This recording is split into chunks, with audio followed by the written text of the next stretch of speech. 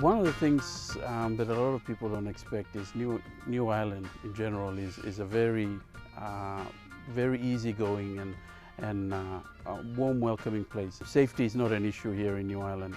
New Islanders are incredibly friendly. Papua New Guinea unfortunately has a little bit of a bad reputation, but once people are here, they just see that it is so not true. Quick take on PNG, I suppose, it is safe. People are warm, friendly, welcoming, certainly give more than they can afford to give, and I guess the simple pleasures up here, if you know what I mean. It's relatively undeveloped.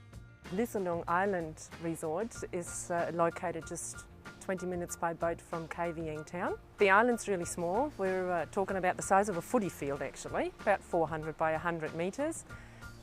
Two-thirds it's surrounded by a really nice coral reef with great snorkelling. We don't allow anybody to fish there because we'd like to keep the fish there for the snorkelers and the divers to look at.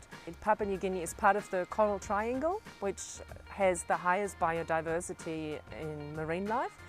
And where we are, because we're fairly isolated here, there's not a lot of dive operators around. In fact, there's in KVN only 2.